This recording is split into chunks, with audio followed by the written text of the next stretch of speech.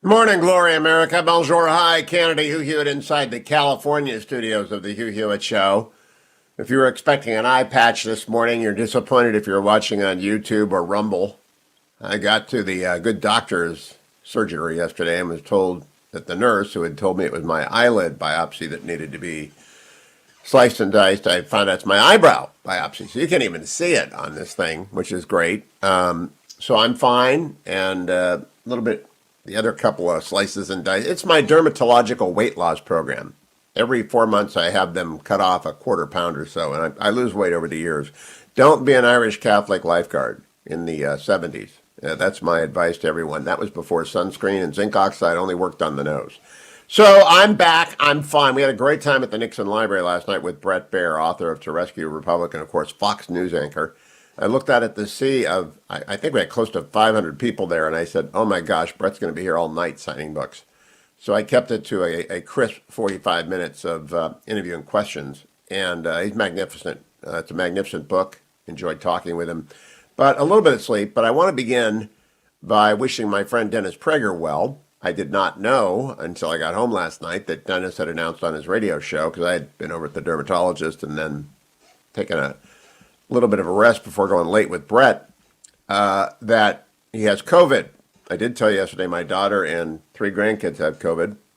My daughter's a breakout case, and my grandkids are fine. They have colds and sniffles and sore throats and that sort of thing. As with most children, blessedly, they are unaffected. Dennis is doing well, according to my friend Tom Tradup, who checked in with him yesterday afternoon, just tired.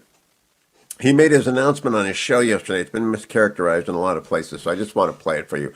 Cut number 20, Dennis Prager on his radio show yesterday. Okay, everybody. All good. I'm broadcasting from my home because I'm not going into the station as I have COVID.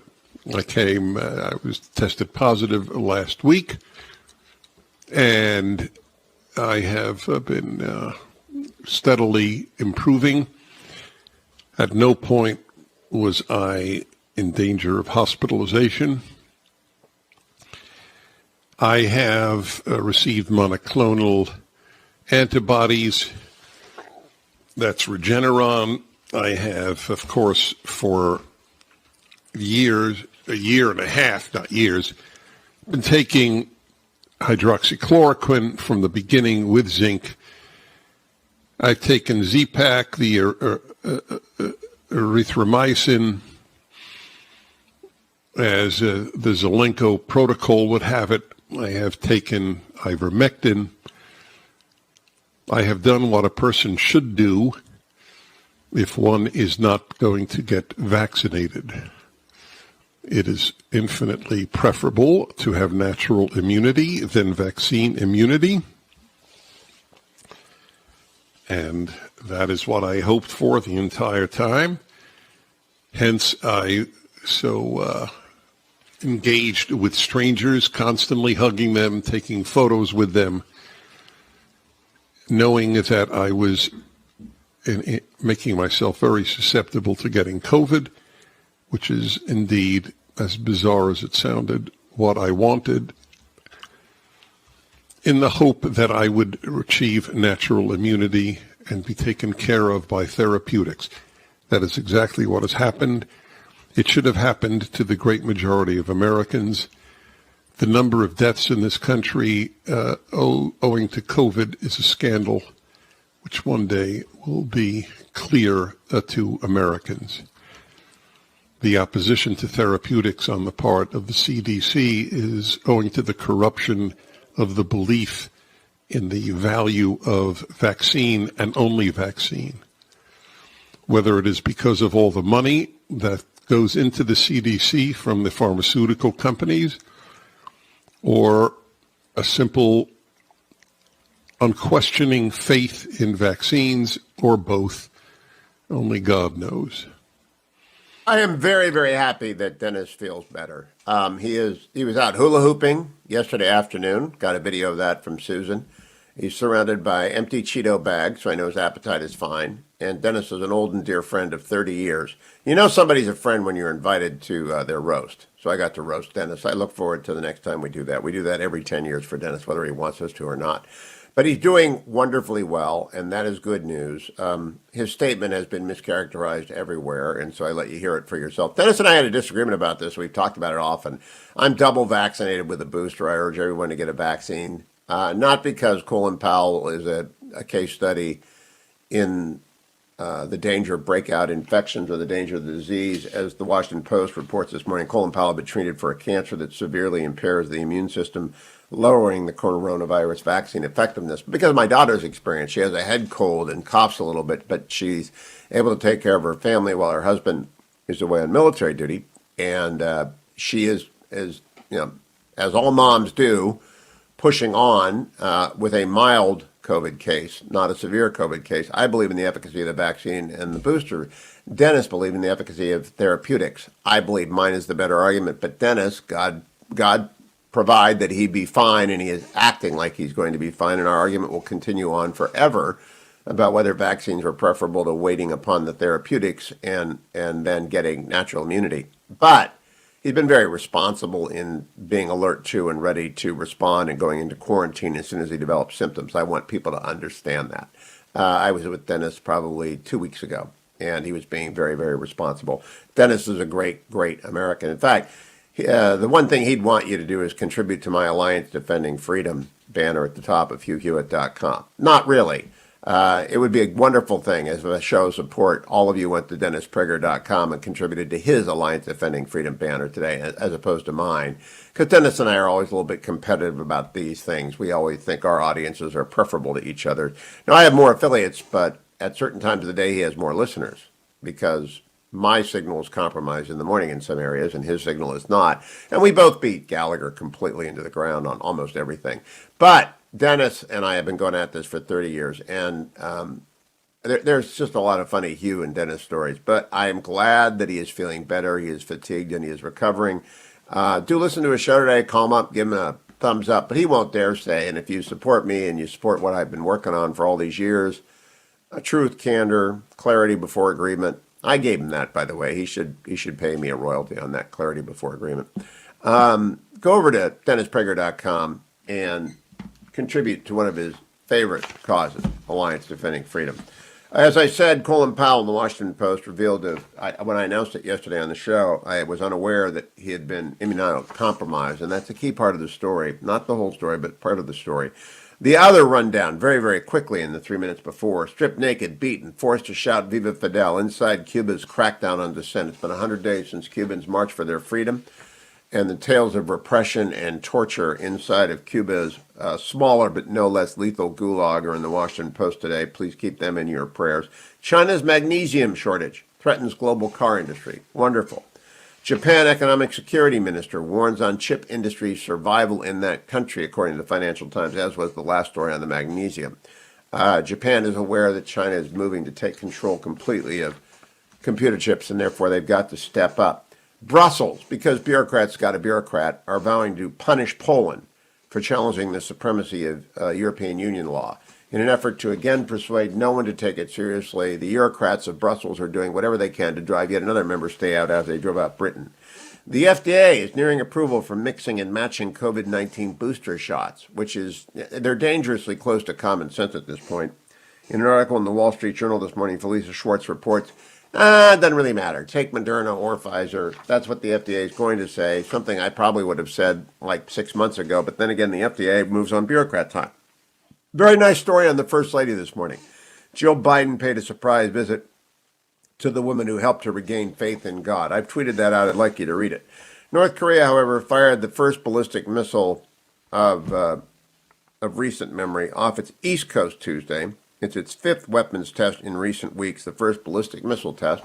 And thank you, President Biden, for not maintaining the deterrence that somehow Donald Trump had established. Texas passed a sports ban for transgender students, the fifth such state to do so. Starbucks workers are seeking a union. Zillow is not buying any more homes. Ahmaud Arbery's murder trial begins in Atlanta. Donald Trump is preventing records from being released. Good for him. Executive privilege matters. And in Great Britain, the Amos killing, the terror suspect, it's an Islamist fanatic, had made a false appointment with the member of parliament before he killed him. And we are on the brink of a massive civil war in Lebanon. I will tell you more about that when I come back, America. Go nowhere. You're listening to the Tuesday edition of the Hugh Hewitt Show. Welcome back, America. It's Hugh Hewitt. You've been a regular guest on the Hugh Hewitt Show for a long time when you have your own music. David M. Drucker, as he is known on Twitter with the Washington Examiner, has his own music, which is, of course, from the sinister series on Washington, D.C., because David M. Drucker knows everything about Washington, D.C. It is also pub date for David M. Drucker. In Trump's Shadow drops today. In Trump's Shadow is David's new book on the 2024 race to be the next president of the United States. In Trump's Shadow is in bookstores everywhere. In Trump's Shadow is available at Amazon.com. And I'm following the Luntz rule, In Trump's Shadow, and saying it 7 times. And if you see me on the airplane today from LAX to DC, I will be reading In Trump's Shadow because I got mine already, unlike you folks. David, good morning on Pub Day. How is In Trump's Shadow doing? In Trump's Shadow is doing pretty good, Hugh. I'm excited. As you know, but for me, it's a first-time thing. When you write a book, I'm not curing cancer, and it's not as hard as being a parent. But when it comes to writing and reporting and analyzing, it's one of the hardest things you can do if you do what I do for a living. And so it's thrilling that it's finally out there. I hope people read it.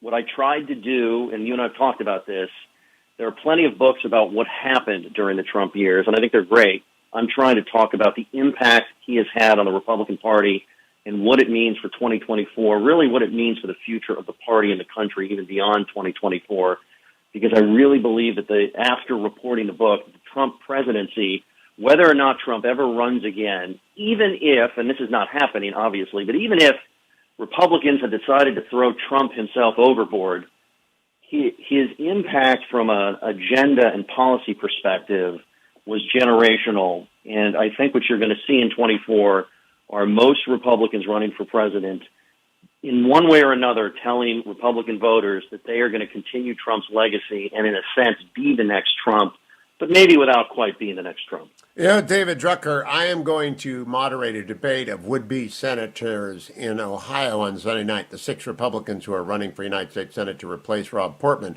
And I'm reading In Trump's Shadow to prepare for that debate. They might want to get a hold of a copy themselves if they want to know what I'm thinking about. I think you're going to sell like hotcakes. I cannot wait to read this, but I wanted to ask you, I know that 2 of the profiles in the book are of Robert O'Brien and Mike Pompeo. I was with both of those men last week. I'm curious what your assessment of both of their intentions and odds are should President Trump not enter the race, and if he should.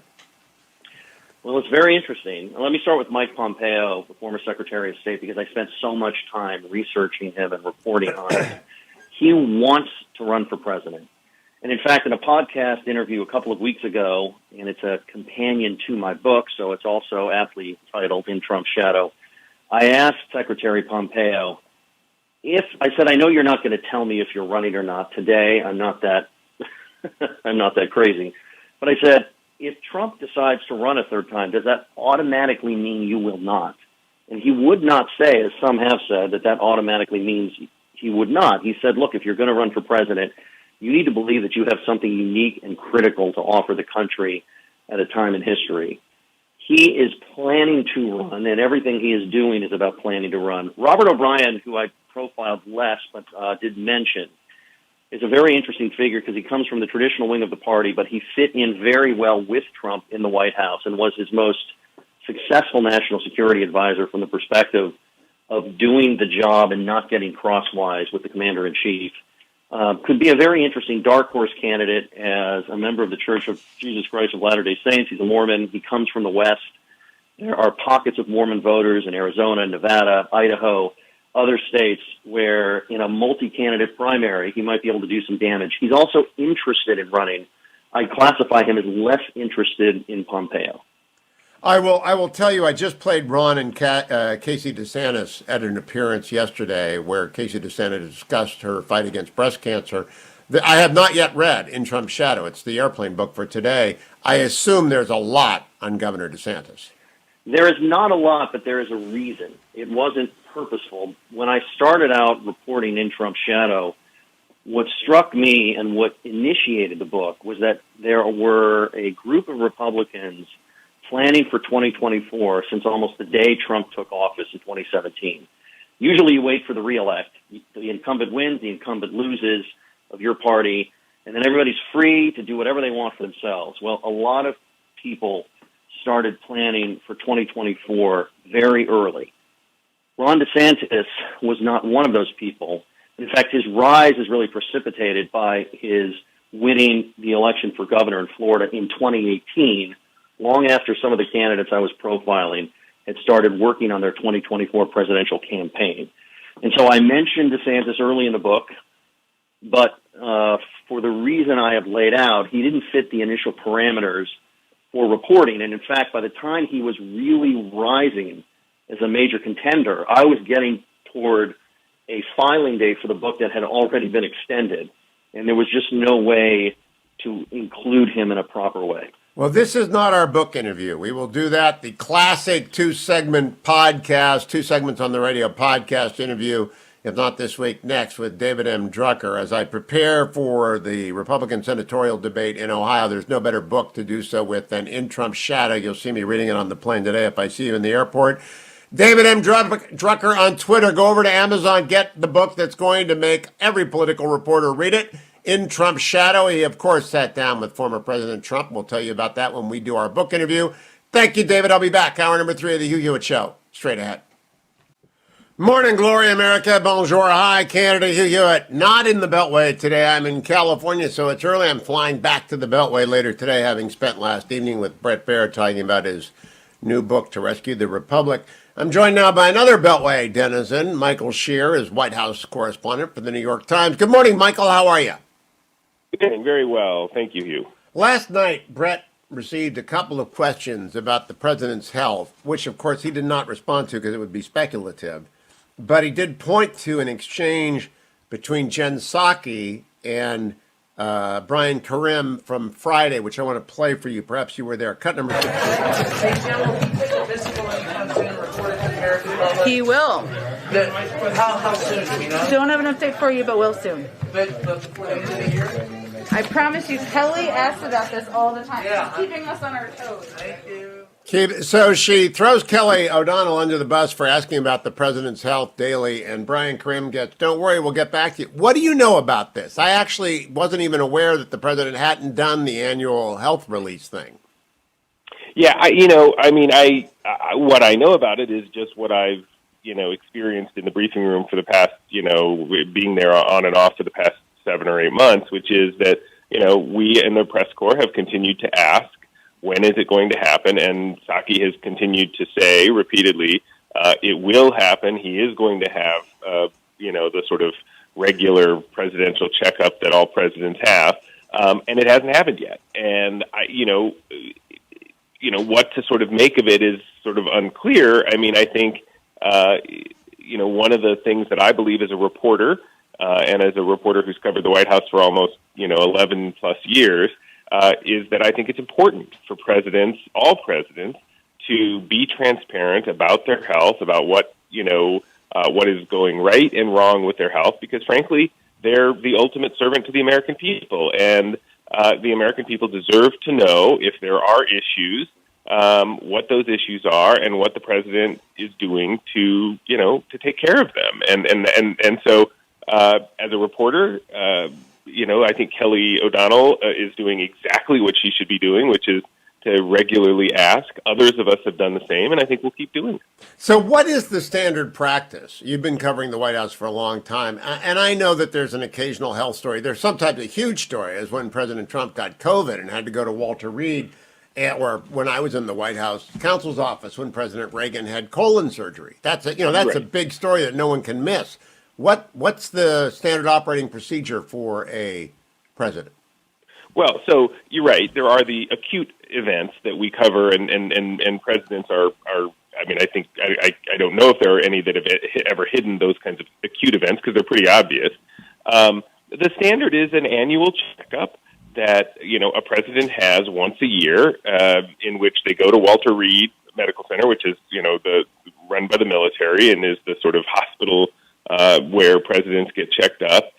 They go to get a full physical with all of the tests and evaluations of what their cholesterol level is, what their how the heart is operating or whatever, and typically will at some point after that release a letter from the president's doctor describing the medications that they take, describing any issues, whether they're overweight, whether they're diabetic, whatever issues there are, they and we all saw some of the more comical releases of that kind during the Trump years when the doctor was saying he's the best person in health for could live to be 200 years old or what have you. I mean, there were some oddities, but even Donald Trump in those years provided that. Now, to be fair, Biden hasn't been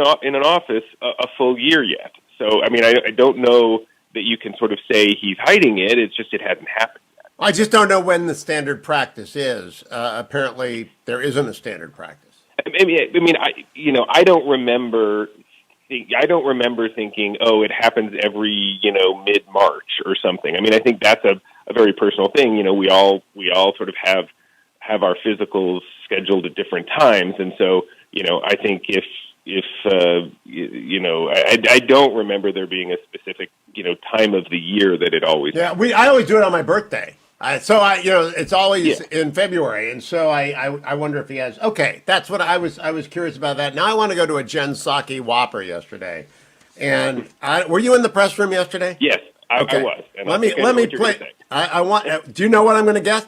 I don't know. I think. Okay, it is cut number 17. Can you comment on reports that China tested a nuclear-capable hypersonic missile over this summer to the surprise of U.S. officials?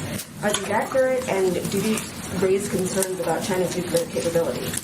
Well, I know Secretary Austin, I should say, was asked this question this morning and addressed it, but I'm not going to comment on the specific report. I can say and would echo what he said, which is generally speaking, we've made clear our concern about the military capabilities that the PRC continues to pursue. And we have been consistent in our approach with China. We welcome stiff competition, but do not want that competition to veer into conflict, and that is certainly what we convey privately as well. We welcome stiff competition, caught the eye of every person who follows nuclear weapons and especially hypersonics, Michael Shear. Did that sound like a clunker off of your ear when you heard it? Yeah, it did. I mean, welcoming stiff competition is what you normally think of in terms of perhaps, development of consumer technology or something that that doesn't have national security implications. It's hard to imagine the administration truly welcoming stiff competition when it comes to development of nuclear weapons or advanced deployment systems of nuclear warheads. I mean, it's that seemed to me to be an odd way of phrasing that for sure. So does the press corps generally get, in your opinion, Michael, the significance of the orbiting of a hypersonic off of a Long March rocket? It is a game changer at the Sputnik moment. Does the White House press corps get that? Probably. I mean, it depends on what you mean by the White House press corps. There are certainly people in the White House press corps, and I don't actually necessarily consider myself one of them, who are more expert, more closely follow the kind of national security implications of this kind of development, and really follow the kind of daily and developments of that part of the world. The White House press corps were a bunch of generalists, right?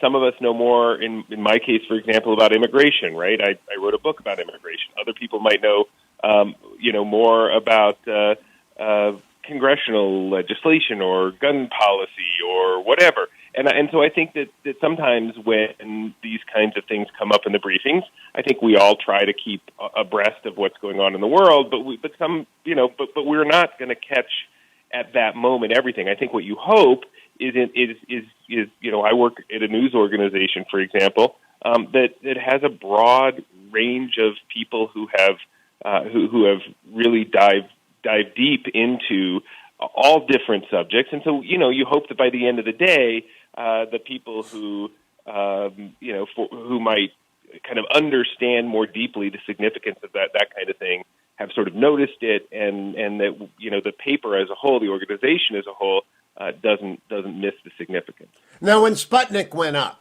no American was unaware by the end of that day that there's a little spherical satellite, so a hypersonic, which travels at 5 times the speed of sound, being launched and orbiting the Earth and coming within a couple of dozen miles of its intended, means we've been lapped. Not only lapped, we've been lapped a couple of times on a critical technology, and it ought to start a scramble.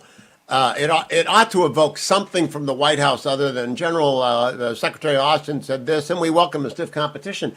Will she be back? We got a minute left, Michael. Do you think that this will have? We had the Colin Powell passing yesterday. Maybe she was just not on her game, but will it be a matter of, or do you expect it to be a matter of focus this morning?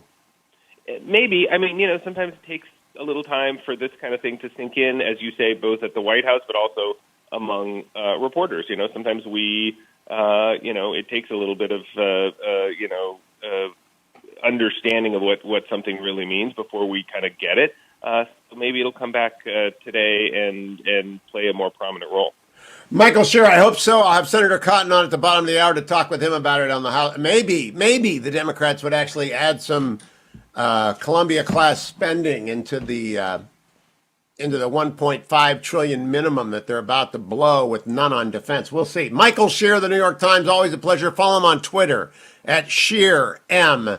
At Shear M on Twitter. I'll be right back, America, on the Hugh Hewitt Show. Thank you, Mike. Welcome back, America. If you, like the rest of us, read Dimitri Sevastopoulos' article in the Financial Times on Saturday on the launch by China of a hypersonic missile that orbited the globe, taken into space by a Long March missile, you'll be very interested in what Senator Tom Cotton, who joins us now, has to say about that. Good morning, Senator Cotton. Good morning, Hugh. Good to be on with you. It's great to talk with you. Now, I know you're a member of the Senate Intelligence Committee, so Dimitri's article in the Financial Times may not have shocked you like it shocked me, but what to make of that news? Well, Hugh, it's a reminder the Chinese Communist Party wants to replace the United States as the world's dominant economic and military superpower so they can call the shots, so they can dictate to the United States what our policies will be around the world and who we can and cannot support, and that they can hold all of the United States at risk with the threats of nuclear annihilation. How significant is a hypersonic in space? Pretty significant, Hugh. Again, it's not shocking that the Chinese have been working on these hypersonic missiles. That's been known for a while, as is the United States. We're still more advanced than China is, but China, as they are in so many other cases, and their military buildup is closing the gap. The main difference, for probably the purpose of your audience, between a hypersonic glide missile and a ballistic missile, is that hypersonic glide missiles are designed to evade ballistic missile defenses. Ballistic missiles follow a normal trajectory. It's just like if you watch a crime procedural drama and they talk about the ballistics of a bullet. Same thing with a rifle. Same thing with a missile. It goes up, it comes down in a predictable pattern. That's what allows missile defense to work. Hypersonic glide vehicles are able to move at a much faster rate of speed and to take evasive or unpredictable maneuvers. So it's not surprising that China is pursuing these because they want to be able to strike and hold at risk all of the continental United States. Now, the only response to hypersonics is either mutual assured destruction by having our own that can do at least as much as theirs can, or an undetectable, indestructible nuclear deterrent, such as the Columbia class might present, or directed energy weapons, which I understand are at least 5 years away. Does this announcement or this scoop make it more likely that the Democrats will pause in their rush to spend at least $1.5 trillion and put some of that in the national defense? Tom Cotton? Well, Hugh, I wish that were the case, but frankly, the Democrats have been the party of military weakness for decades now. going back to the Vietnam War and then Jimmy Carter and on through Bill Clinton, Barack Obama, and Joe Biden, like clockwork. When Democrats take power, they cut the military and they waste money on welfare programs and on their clients and their patrons. So you would think that China conducting such a rapid military buildup would have been a wake-up call to the Democratic Party for a long time. Just not the case, though, Hugh. They don't understand that strength is what matters in foreign policy, because only the strong can survive in a dangerous world. And for that matter, only the strong can protect the weak, and only the strong can afford to be merciful. Now, am I not correct that any single Democrat or Angus King, independent from Maine, who caucuses with him, and I like Governor King, Senator King a lot, or Jack Reed, who is allegedly a hawkish kind of, could not any single Democrat insist that part of this massive fire hose of additional spending they're poised to pour out on the United States include Columbia-class funding or hypersonic or directed energy weapon funding? Yes, Hugh, in principle, you are correct, because the Democrats only have a 50-50 Senate, controlled the agenda only by virtue of Vice President Harris's tie-breaking vote. But for any Democrat, even those you mentioned who are serious at times about our national security, to hold up the Democrats' massive welfare bill and Green New Deal to demand more military spending would be about as popular in the Democratic Party as holy water is to vampires. But, you know, at some point, well, maybe not at some point. Let me play you Jen Psaki yesterday for our audience who has not yet heard. I played it a couple of times. She gets a question on the hypersonics. Cut number 17, Jen Psaki at the White House yesterday. Can you comment on reports that China tested a nuclear-capable hypersonic missile over this summer to the surprise of U.S. officials? Are these accurate, and do these raise concerns about China's nuclear capability? Well, I know Secretary Austin, I should say, was asked this question this morning and addressed it, but I'm not going to comment on the specific report. I can say and would echo what he said, which is generally speaking, we've made clear our concern about the military capabilities that the PRC continues to pursue. And we have been consistent in our approach with China. We welcome stiff competition, but do not want that competition to veer into conflict, and that is certainly what we convey privately as well. Now, Senator Cotton, we welcome stiff competition has never exactly been the Democratic line on arms control and nuclear weaponry. But if we're going to have stiff competition, it's going to take some money. So what is it? Are we giving up or are we going to compete? Hugh, first off, I'd like to address this common rhetorical turn of Joe Biden's administration. The president himself has said on numerous occasions that we welcome the competition or we're not afraid of vigorous competition. Hugh, this is not like some Olympic matchup of figure skaters or basketball teams where you go out and you compete in a game and then you all shake hands and hug on the medal stand afterwards. This is a struggle for mastery of the world in which life or death are the stakes. So for these Democrats to keep saying we welcome the competition is the height of folly. We don't welcome the competition. We'll see who the best team is, and maybe we'll play a best-of-7 series the way they're doing in Major League Baseball right now. We want to beat China. China is waging a Cold War against us. Part of that Cold War is the military buildup, not just these hypersonic glide missiles, but the new missile silos they're building in western China, fortifying their air force and naval capabilities just across Taiwan on the Taiwan Strait. These are all of a piece with their efforts to replace the United States as the world's dominant superpower. And it's time to get rid of this idea that it's just a friendly competition in a game and face the facts that we have to win this Cold War. Otherwise, we will lose it by default. Some Democrats are in love with the rise and fall of great powers theory, that there must be a handing of the baton off every 100 years or so between Great Britain and the United States, or now between the United States and the CCP. That is actually dire, because they are not committed to what we're committed to. They're not even in the same playing field, Senator Cotton. Am I wrong? And I don't think I'm being hyperbolic. Well, Hugh, a lot of these Democrats in Congress are Maoists, so maybe they are fine with the rise of the Chinese communist power. But, to borrow from your Friday Hillsdale with Hugh conversations, many Democrats are deeply influenced by German historicism and this idea that history has a capital H and it's determined by mechanistic forces, and therefore there must be a changing of the guard, so to speak, of great powers. That is not the way the world works.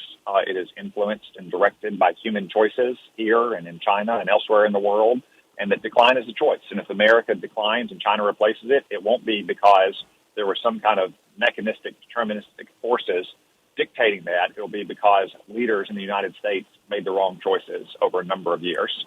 Now, Senator Cotton, you've got the three key committees: Judiciary, Armed Services, and Intel. This is being presented as a surprise that China's launched by a Long March missile of a hypersonic into space, and it did a global orbit and hit within a couple dozen miles of its target. Is it a surprise to our DARPA intellectuals, do you believe? We know that hypersonics, the United States has about 7 different kinds under development, but I don't know that we've actually tested any in space.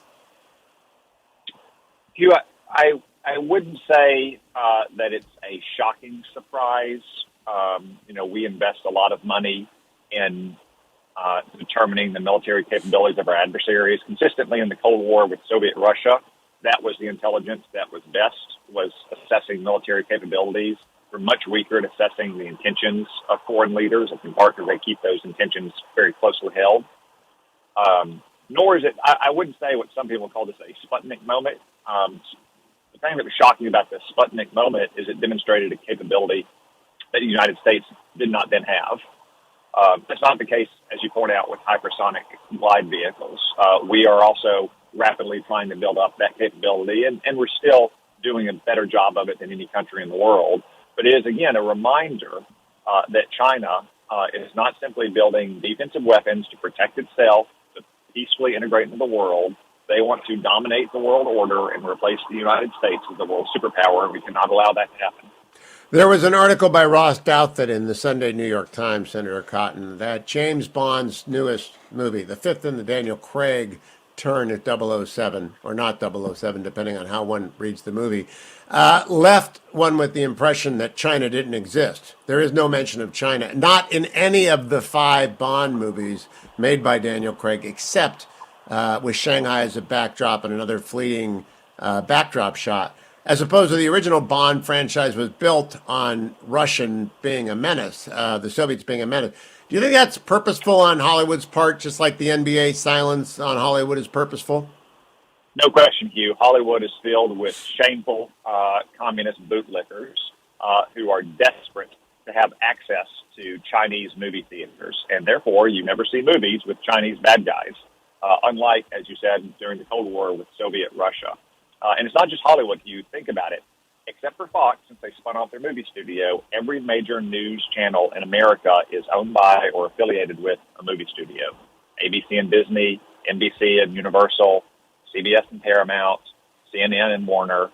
Do you think they report the news straight on China? Or do you think the word has come down from on high that you can't be too tough on China, otherwise we can't get our new animated movies into Chinese movie theaters? I actually had never thought of that before, Senator. You're making me... So every major news organization in America has an interest in China accepting their product from their theaters. Every major TV news channel, the 3 major networks, ABC, CBS, NBC, MSNBC, which is their NBC's affiliate, and CNN, are all owned by or affiliated with a major movie studio. The only news channel for which that's not the case is Fox, since they spun off 21st century or 20th century Fox years ago. So do you seriously think the corporate executives, those companies, allow their news channels to report the news straight on the Chinese Communist Party when they're trying to get their latest James Bond movie into Chinese theaters, or trying to get their latest Disney animated movie in Chinese theaters? Give me a break. Have you ever held a hearing? That's fascinating. I don't know that the American... I don't even know if that's in the public interest for a news channel to have a movie relationship, something that is revenue dependent upon. I don't know that that's in the public interest. I don't know what you can do about it, but has there ever been a hearing on it? No, we haven't had hearings about it. I mean, I've taken great efforts. I put out a big report earlier this year on what I call the China lobby, which is the vast influence peddling that China has across our country, not just in Hollywood and the media, but also in big business, all of whom want access to the Chinese market, many of whom source their products in China. University presidents and college presidents across the country that depend in no small part for revenue from full-rate Chinese-paying exchange students. The China lobby is vast and pervasive in this country, and it's something we have to understand and that we have to confront and defeat because it exerts a baleful influence on our foreign policy directed towards the Chinese Communist Party. It's also a lobby now trying to downplay what the hypersonic breakthrough means for them. Senator Tom Cotton, always a pleasure. Thank you, Senator. Great to catch up with you on this most important of issues. We will transcribe and post that interview with Senator Cotton. Welcome back, America. Hugh Hewitt, the final segment of today's Hugh Hewitt Show. If you want to get the highly concentrated Hugh Hewitt podcast, go over to Hugh Hewitt on iTunes or Spotify. The interview with Hugh Hewitt will also be up at iTunes, Spotify, and Salem Podcast Network. Today I conclude with Josh Kraushaar of the National Journal. Hotline, Josh, to you if you follow him on Twitter. Good morning, Josh. Good morning, Hugh. I have been talking all morning about the new Terry McAuliffe ad in which he says, "Don't believe Glenn Youngkin. He's lying about me, taking me out of context." It's a pretty old rule, Josh, that if you're talking about the other guy in the last 2 weeks of a campaign, it hadn't gone well for you. Yeah, Hugh, you followed so many campaigns over the years that is a telltale sign of a campaign that's struggling to calibrate its message in the final few weeks of an election. It's not a good sign. I mean, if you live in Virginia, you've seen ad after ad slamming McAuliffe on education, slamming McAuliffe on this debate comment he made saying that parents should be secondary to school boards and school administrators. And he had not changed his position. He had doubled down, tripled down, underscored that in many interviews. I saw him last week, said the same thing. And now they're up with an ad trying to clarify his remarks. McAuliffe says they were taken out of context at the debate in this advertisement. But look, I mean, education is the number one issue in my reporting on the Virginia governor's race. This is something that's not just rallying the Republican base, but it's moving some moderate voters in the suburbs towards the Republican side. And I think McAuliffe now sees that. I wrote a column just about school closures. The fact that McAuliffe didn't realize school closures were an issue when he announced his campaign last year in front of a school that was closed and didn't mention anything about reopening schools or coming up with a plan last year to reopen schools. And then later on, he kind of adjusted as his own supporters, as his own voters saw that was an issue that was resonated with a lot of voters. He's been slow on the uptick in realizing these issues have resonance in Virginia, and I think it's going to be a big problem for him in the closing stretch. Yeah, there is also behind this, in fact, let's play the clip, cut number 9. This is what Terry McAuliffe said. I don't think parents should be telling schools what they should teach.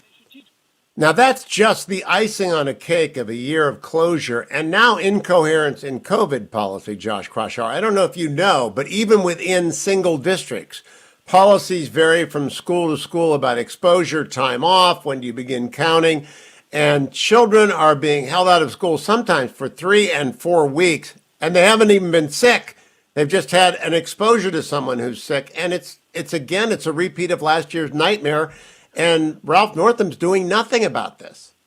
Yeah, I mean, it's a county by county decision, and I know in Fairfax County there's been a lot of frustration about some of these specific policies. I think there's a grab bag of issues that parents are concerned about. Some of it's about curricular decisions, age inappropriate curriculum on gender identity. That's become a big issue in parts of the state. You have issues with getting rid of the number one school in the country is in Virginia, one of the top magnet schools in the country. And just this past year during the pandemic, they got rid of the admissions test. They totally revamped the standards for getting into the Thomas Jefferson Science and Technology School in Fairfax. And a lot of Democratic parents, that was sort of a gateway drug to seeing some of the other challenges and problems with the state's education decision making. So there's a whole grab bag of issues. When McAuliffe had that soundbite at the debate saying that parents should be sort of subservient to the school board, it hit a nerve with not just conservative voters, but a lot of frustrated parents across the state. And he's clearly getting traction with that line of attack. Now, Judge Kraushaar, I've been looking eagerly, and I cannot find any analysis of the early vote. Have you seen anything that tells us where it is, who it's for, any kind of analysis of the early vote? Yeah, so some important context. Virginia never had real early voting until last year, so there's not much of a baseline to really compare it to. There hasn't been a whole lot of early voting, certainly compared to 2020. There has been more turnout on the Republican districts, the Republican jurisdictions, but we're talking about a very small sample, and I think it's a little foolhardy to extrapolate, especially in Virginia, the early voting numbers. But the one thing I think that's clear is that there's more engagement and intensity on the Republican side of the aisle. Republicans don't usually vote early, there are disproportionate numbers of them voting early in this election. So that's the only real sign I think we can see that there is a lot of Republican excitement, a lot of Republican engagement. Okay, give me your thumb. You know, when you put the thumb up and you try and get the line of the green. I watch the Youngkin Twitter feed and I watch the McAuliffe Twitter feed. Youngkin's got great crowds. Now I voted for Glenn Youngkin. People can adjust for the lie of my green. I'm a Youngkin supporter. What do you see in terms of the enthusiasm, the campaignability of both candidates? Yeah, I was with both campaigns this past week. I was with Youngkin yesterday. His message, his stump speech has gotten a lot better since when I first saw him a couple months ago. So he's definitely hitting his stride. He's really found on education a message that seems to be resonating with a lot of voters. You know, the thing with McAuliffe that I find fascinating is that his campaign's closing message, in addition to responding on education, is about Trump. And he's now, you know, there's a new ad that he has up about Charlottesville. I'm not sure that, I mean, even Democratic voters, I'm not sure if Trump and what happened in the past is necessarily the top issue to get them to show up and certainly to win over the persuadable voters out there. This is a bet on, like, Trump still being the dominant, McAuliffe is betting on Trump being the dominant force in this governor's race, and I'm not hearing that from either Democrats or Republicans. So if McAuliffe loses, that's going to be one of the biggest strategic miscalculations, that they went all in on national politics when there are a lot of local issues that are on the front and center in minds of Virginia voters. I think you are absolutely dead on right. Josh Kraushaar, Hotline Josh on Twitter. Retread Terry is trying to retry the Trump message, not working against Glenn Youngkin. We'll keep you posted on that race when I come back tomorrow. Thank you, Josh Kraushaar. Thank you, Ben. Thank you, Adam. Thank you, Generalissimo. I'll talk to you back in D.C. tomorrow on the next Hugh Hewitt Show.